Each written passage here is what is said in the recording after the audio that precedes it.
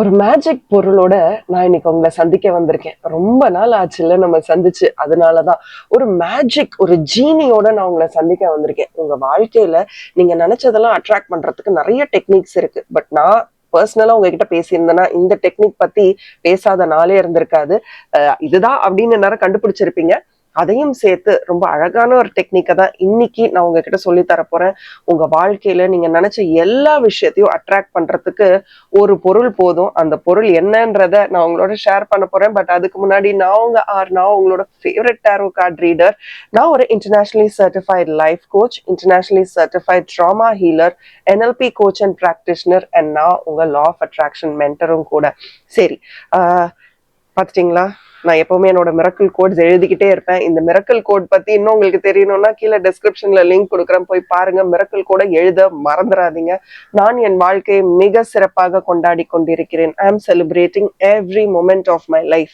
இதுதான் நம்ம வாழ்க்கையோட தாரக மந்திரமா இருக்கணும். வாங்க இன்னைக்கு நம்ம போயிட்டு, அது என்ன ஜீனி, என்னத்தை பத்தி சொல்றாங்க, எவ்வளவோ டெக்னிக்ஸ் ட்ரை பண்ணிட்டேன், இந்த டெக்னிக் ட்ரை பண்ணா என் வாழ்க்கையில நான் நினைச்சதெல்லாம் நடந்துருமா? கண்டிப்பா நடக்குங்க. வாங்க ட்ரை பண்ணி பாத்திரலாம். வெல்கம். ரொம்ப நாள் ஆச்சு. I am so happy to meet you today.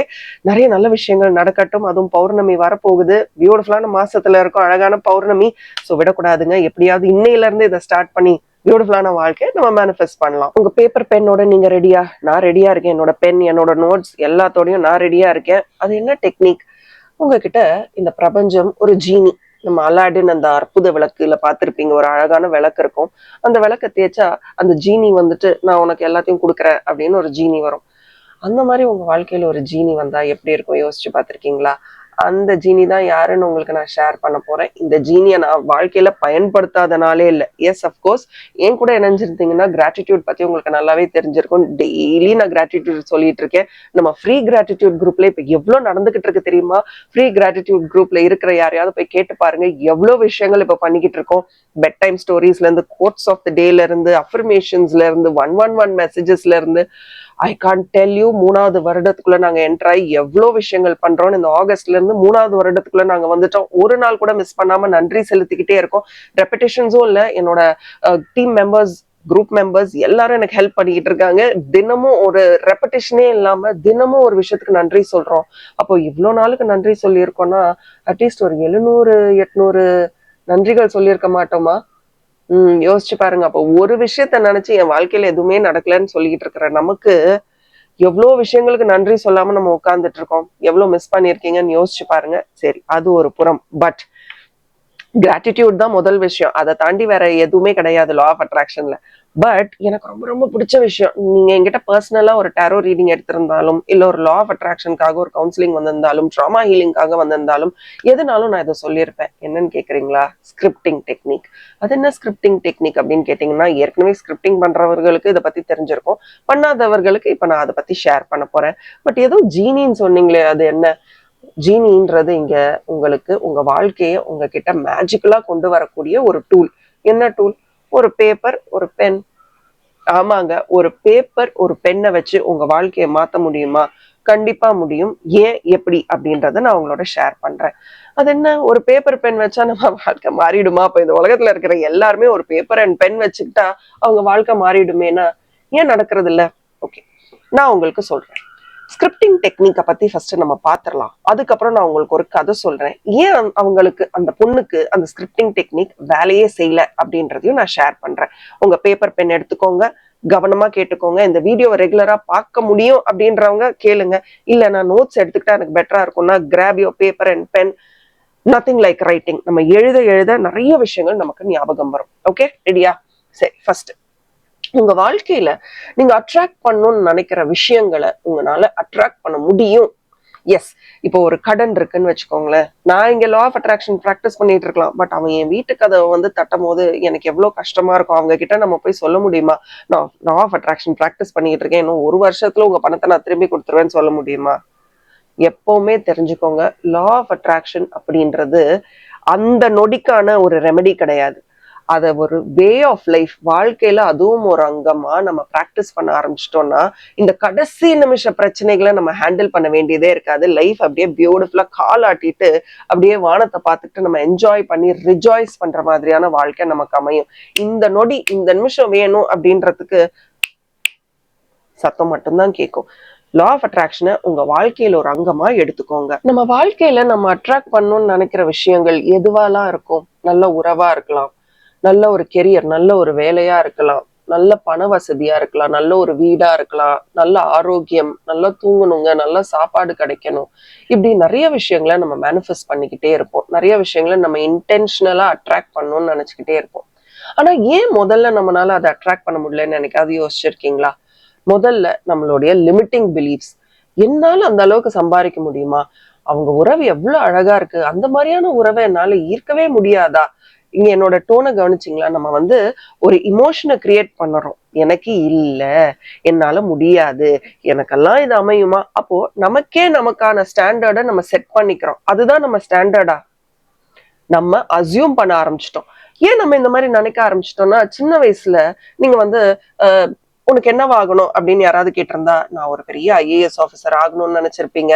இல்ல நான் ஒரு டாக்டர் ஆகணும், நான் ஒரு என்ஜினியர் ஆகணும், நான் ஃபிளைட் ஓட்டணும், இப்படி நிறைய கதைகள் சொல்லியிருப்போம். அதே இப்ப நமக்கு அப்படி யாராவது கேட்டா நம்ம சொல்லுவோமா? ஏன் நீ இப்படி எல்லாம் படிச்சேன்னா உன்னால எதுவுமே பண்ண முடியாது, நீ இப்படி எல்லாம் பண்ணனா உன்னால ஒண்ணுத்துக்கும் லாய்க்கு இல்லாம தான் இருப்ப. எனக்கு ஒரு சூப்பரான ஒரு படம் கூட ஞாபகம் வருது, அந்த படம் பேர் சொல்லாமான்னு தெரியல. பட் தூங்கி எழும்போதே உதவாக்காரன்னு சொல்லி சொல்லி என் வாழ்க்கையே அந்த மாதிரி மாறி போச்சு அப்படின்னு நம்ம காது வழியா கேட்கக்கூடிய விஷயங்கள் நமக்கு லிமிட்டிங் பிலீஃப்ஸா மாறிடுது. அது என்ன லிமிட்டிங் பிலீஃப்ஸ்? நம்மளுடைய நம்பிக்கைக்கு ஒரு பேரிகேட் போடுற மாதிரி, இது நடக்காது, உன்னால இதெல்லாம் முடியாது, நீ சிவில் சர்வீசஸ் எக்ஸாம் எழுதணும் அப்படின்னா நீ 18 மணி நேரம் படிக்கணும், நீ கதவையே திறக்கூடாது, உள்ள கதவு மூடிட்டு படிக்கணும்ன்ற போதே ஒரு குழந்தைக்கோ ஒருத்தவங்களுக்கோ என்ன ஆகும்? ஐயோ இதெல்லாம் நம்ம படிக்க வேண்டாம், நீ டாக்டருக்கு படிக்கணும்னா 10 வருஷம் உட்காந்து படிக்கணும், உன்னால சம்பாதிக்கவே முடியாது, இப்படிலாம் சொல்லும் போது நிறைய லிமிட்டிங் பிலீஃப்ஸை நம்மளே கிராக் பண்ணிக்கிறோம், நம்மளே பில்ட் பண்ணிக்கிறோம். இந்த லிமிட்டிங் பிலீஃப்ஸ் யார் கிரியேட் பண்றது? நம்மள சுத்தி இருக்கிறவர்கள் தான். பட் இங்க நம்ம யாரையும் பிளேம் பண்ணக்கூடாது. நம்ம ஒரு விஷயத்த நினைச்சிட்டா அதை எப்படி அச்சீவ் பண்ணணும் அப்படின்னு தான் யோசிக்கணுமே ஒழிய இவங்கனாலதான் அவங்கனாலதான் அப்படின்றத பிளேம் பண்றத முதல்ல விட்டுறணும். சோ நம்மளுடைய இலக்குகள், நம்ம நினைக்கிற ஆசைப்படக்கூடிய விஷயங்களை நம்மளால அட்ராக்ட் பண்ண முடியாம போறதற்கு காரணம் நம்மளுடைய லிமிட்டிங் பிலீஃப்ஸ். லிமிட்டிங் பிலீஃப்ஸ் அப்படின்றத கமெண்ட்ல டைப் பண்ணுங்க. இந்த லிமிட்டிங் பிலீஃப்ஸ கூட நம்மளுடைய இந்த ஸ்கிரிப்டிங் மெத்தட் வழியா நம்மளால மாத்த முடியும். நீங்க நல்லா கவனிச்சு பாத்தீங்கன்னா, இந்த டாப் ஸ்போர்ட்ஸ் பர்சனாலிட்டிஸ் அவங்கலாம் பேசும்போது நிறைய விஷுவலைசேஷன் அண்ட் ஸ்கிரிப்டிங் பத்தி பேசுவாங்க. விஷுவலைசேஷன் பத்தி உங்களுக்கு ஒரு டீடைல்டு வீடியோ வேணும்னா கமெண்ட்ல எனக்கு டைப் பண்ணுங்க. நான் போட்ட ஹோஹோபனோபனோ வீடியோக்கும் நிறைய ரெஸ்பான்ஸ், பியூட்டிஃபுல்லான ரெஸ்பான்ஸ் இருந்தது. அதை பத்தியும் நான் அதோட லிங்கையும் நான் உங்களுக்கு டிஸ்கிரிப்ஷன் பாக்ஸ்ல ஷேர் பண்றேன், போய் பாருங்க. இந்த டெக்னிக்ஸ் எல்லாம் ரொம்ப ரொம்ப பவர்ஃபுல்லுங்க, கண்டிப்பா உங்களுக்கு உதவியா இருக்கும். Okay, back to our scripting technique. So நிறைய டாப் ஸ்போர்ட்ஸ் பர்சனாலிட்டிஸ், சிஇஓஸ், முதலாளி அப்படின்னு சொல்லக்கூடிய அந்த ஸ்தானத்துல உட்கார்ந்துட்டு இருக்க நிறைய பேர் இந்த ஸ்கிரிப்டிங் டெக்னிக்கை பயன்படுத்துறாங்க. இதை பயன்படுத்துறதுனால என்ன ஆகும்? ஒரு சூப்பர் பவர் நமக்கு கிடைக்குது. அந்த சூப்பர் பவரை நீங்களும் எப்படி அட்ராக்ட் பண்றதுன்னு ஒரு பியூட்டிஃபுல்லான ஒரு ஃபியூ ஸ்டெப்ஸ்ல நான் சொல்ல போறேன். உங்க பேப்பர் பென்னோட ரெடியா இருங்க. முதல்ல உங்க புக், ஓகே, நீங்க எழுத போற புக் அண்ட் அந்த பென் ரொம்ப ரொம்ப முக்கியமானது. அது ரொம்ப ஸ்பெஷலான ஒரு புக் அப்படின்றத நீங்க தான் அசியூம் பண்ணிக்கிட்டோம். இந்த புக்கு தான் என்னோட பொக்கிஷம், நான் நினைச்சதெல்லாம் கொடுக்க போற ஒரு பொருள் இந்த புத்தகம் அப்படின்னா, இந்த புத்தகத்தை நீங்க எப்படி ட்ரீட் பண்ணுவீங்க? பத்திரமா ஒரு இடத்துல வைப்பீங்க, யாருக்கும் காட்ட மாட்டீங்க. ஏன்னா அத எழுத எழுத நம்ம வாழ்க்கையில நடந்துகிட்டே இருக்கு அப்படின்ற ஒரு நம்பிக்கை முதல்ல நமக்கு வரணும். அந்த ட்ரஸ்ட், அந்த பிலீஃப், என்ன நான் எழுதினாலும் எனக்கு கிடைச்சிருதுடா அப்படின்ற ஒரு எண்ணம் வந்துருச்சுன்னு வச்சுக்கோங்க, நீங்க நினைச்ச எல்லாமே உங்களுக்கு நடக்க ஆரம்பிக்கும். ஏன்னா நம்ம சப்கான்சியஸ் மைண்டுக்கு எது கற்பனை எது நிஜம்னு தெரியாது. சோ உங்க புத்தகம் தான் உங்களுக்கு ரொம்ப ரொம்ப முக்கியமான ஒரு ஜீனி இந்த ஒரு ஸ்டெப்ல. ரெண்டாவது விஷயம், என்ன வேணும் உங்களுக்கு? What you really want? இப்ப நம்ம விஷுவலைஸ் பண்ண ஆரம்பிக்கிறோம். எனக்கு ஒரு நல்ல வீடு வேணும்னு வச்சுக்கோங்க. அப்போ அந்த வீடு எப்படி இருக்கணும்? எப்பவுமே நான் சொல்வேன்ல, ஒரு கடைக்கு போயிட்டு எனக்கு தோசை எடுத்துட்டு வாங்க அப்படின்னு சொன்னீங்கன்னா அந்த சர்வ் பண்றவர் நம்மள என்ன கேட்பாருங்க, ஏங்க இந்த தோசை அந்த தோசை மசால் தோசை ரவா தோசை மெது தோசை எவ்வளவோ இருக்கு, உங்களுக்கு எது வேணும் அப்படின்னு கேட்பாங்க தெரியுமா. அப்ப நம்ம யோசிச்சுட்டு சொல்லுவோம், சரி எனக்கு ஒரு மசால் தோசை கொடுங்க. மசால் தோசையில பட்டர் மசாலாவா கீ மசாலாவா ஒரு ஒரு 10 வெரைட்டி சொல்லுவாங்க. சோ நமக்கு என்ன வேணும்ன்றத முதல்லயே நம்ம கேட்டுட்டோம்னா முதல்லயே கூட்டம் வரதுக்கு முன்னாடி நமக்கு தேவையான உணவு நமக்கு கிடைச்சிரும். ஃபர்ஸ்ட் ப்ரையாரிட்டியில நமக்கு நடந்துரும். சோ கிளாரிட்டி ஆஃப் தாட், உங்களுடைய எண்ணங்களின் தெளிவு ரொம்ப ரொம்ப அவசியம். சோ எனக்கு ஒரு வீடு கட்டணும்னா நான் எப்படி அதை எழுதணும், நான் எனக்கு ரொம்ப பிடிச்ச அந்த இடம், எந்த இடத்துல நீங்க வீடு கட்டணும்னு நினைச்சீங்க அந்த இடத்துல நான் வீடு கட்டிட்டேன், நான் ரொம்ப சந்தோஷமா என் குடும்பத்தோட வாழ்ந்துகிட்டு இருக்கேன், இந்த வீடு கட்டுறதுக்கு இவ்வளோ பணம் செலவாச்சு, இந்த பணத்தெல்லாம் நான் இப்படிதான் அட்ராக்ட் பண்ணேன், இத ஒரு சில பேர்கிட்ட இருந்து வாங்கினேன், இதை பேங்க் லோன் எடுத்தேன், இதை என் வேலையில இருந்து நான் சேமிச்சு வச்சேன், இதை 2 பேங்க்ல போட்டிருந்தேன் அப்படி எடுத்துக்கிட்டேன், இது எனக்கு தெரிஞ்சவங்க ரொம்ப கொடுத்தாங்க, ரொம்ப தெரிஞ்சவங்க எனக்கு கொடுத்தாங்க, அம்மா அப்பா இல்ல கணவன் மனைவி யாரோ ஒருத்தவங்க கொடுத்தாங்க, இதெல்லாம் வச்சு நான் அட்ராக்ட் பண்ணணும்னு நினைக்கிற இந்த வீட்டை நான் வாங்கிட்டேன், பால் காய்ச்சிட்டேன், குடியேறிட்டேன், இப்ப ரொம்ப சந்தோஷமா ஆரோக்கியமா இருக்கேன், இந்த பிரபஞ்சத்திற்கு நன்றி. இத ஒரே நாள்ல எழுதாம டெய்லி கொஞ்சம் கொஞ்சம் எழுதுங்க. இன்னைக்கு நான் வீடு கட்டணும்னு ஆசைப்பட்டுட்டேன், இந்த வீடை எப்படி கட்டணும்னு நான் யோசிச்சுட்டேன், இப்படி கொஞ்சம் கொஞ்சமா நீங்க ஸ்கிரிப்ட் பண்ண போறீங்க. ஏற்கனவே நடந்துட்ட மாதிரி இன்னைக்கு நீங்க வீடு கட்டணும்னு நினைச்சிட்டீங்கன்னா இந்த விஷயம் எல்லாம் நடந்துருச்சுன்னா நீங்க என்னெல்லாம் நினைப்பீங்க அப்படின்றத எழுதக்கூடிய புத்தகம் தான் இந்த புக் ஸ்கிரிப்டிங். இன்னைக்கு காலையில எனக்கு போன் வந்துச்சு, எனக்கு ரொம்ப பிடிச்சவங்க கிட்ட இருந்து எனக்கு போன் வந்துச்சு, அவங்க போன் பண்ணணும்னு நான் போன் எடுத்தேன். எந்த ஒரு பழைய நினைவுகள் எதுவுமே இல்லாம நல்ல விஷயங்களை நினைச்சு நாங்க பேச ஆரம்பிச்சிட்டோம். நிறைய கடினமான தருணங்கள் இருந்திருக்கு, பட் எதுவுமே எங்க கண்ணு முன்னாடி தெரியல, ரொம்ப சந்தோஷமா எதுவுமே நடக்காத மாதிரி நாங்க பேச ஆரம்பிச்சிட்டோம், நாங்க ரொம்ப சந்தோஷமா இருக்கோம் அப்படின்னு ஒரு நாள் எழுதுங்க. அடுத்த நாள் எனக்கே தெரியல, போன் பண்ணி இந்த இடத்துக்கு மீட் பண்ணலாமான்னு என்ன கேட்டாங்க, நான் கிளம்பி போயிட்டேன், எனக்கு ரொம்ப ரொம்ப சந்தோஷமா இருக்கு, இந்த மாதிரி என் வாழ்க்கையில நடக்காதான்னு நான் பல நாட்கள் வேண்டி விரும்பி இருக்கேன், அதெல்லாம் இப்ப என் கண்ணு முன்னாடி நடந்துகிட்டு இருக்கு. இப்படி 2வது நாள் எழுதுங்க. 3வது நாள் நாங்க ரொம்ப பிடிச்ச விஷயங்களை இன்னைக்கு போன்ல பகிர்ந்துகிட்டோம், எங்க வாழ்க்கை எப்படி இருந்தா நல்லா இருக்கும் அப்படின்னு நாங்க நினைக்கிறோம் அப்படின்றதெல்லாம் ரொம்ப நேரம் ஒரு 2 மணி நேரம் போன்ல பேசி நிறைய பிளான்ஸ் போட்டோம். 4வது நாள் நாங்க திருப்பியும் சந்திச்சோம். இப்படி ஒரு நாளும் மெகா சீரியல் மாதிரி உங்க வாழ்க்கையில நீங்க விரும்புற விஷயம் நடந்தா எப்படி இருக்கும் அப்படின்றத ஸ்கிரிப்ட் பண்றதுதான், எழுதுறதுதான். சோ ஒரு மெகா சீரியல்னா எப்படி இருக்கும், டெய்லி கொஞ்சம் கொஞ்சமா ப்ரோக்ரஸிவா போயிட்டே இருக்கும்ல, ஒரு சஸ்பென்ஸ் மாதிரி அழகா உங்களை அடுத்த நாள் என்ன நடக்கும்னு வெயிட் பண்ண வைக்கும்ல, அந்த மாதிரியான விஷயங்களை எழுதக்கூடியதுதான் ஸ்கிரிப்டிங். ஸ்கிரிப்டிங் நம்ம மென்டல் எபிலிட்டி என்ன அப்படின்றத நமக்கே புரிய வைக்கும். ஏன்னா ஸ்கிரிப்டிங்கை பொறுத்த வரைக்கும் உங்க உணர்ச்சிகள் அண்ட் உங்க அட்டென்ஷன், நீங்க எவ்வளோக்கு எவ்வளோ யோசிச்சு அட்டென்டிவா எழுதுறீங்களோ எந்த டிஸ்டர்பன்ஸும் இல்லாம, அதனாலதான் நான் எப்பவுமே சொல்லுவேன் ஸ்கிரிப்டிங்க காலையில எழுதுங்க. காலையில எழுந்த உடனே குளிச்சுட்டு நீட்டா உட்காந்து 10 நிமிஷம் ஃபோக்கஸ் பண்ணி இன்னைக்கு இதெல்லாம் நடந்தா நல்லா இருக்கும் அப்படின்னு ஏற்கனவே நடந்த மாதிரி நல்லா ஞாபகம் வச்சுக்கோங்க, as though it has already happened, நீங்க எழுதுங்க.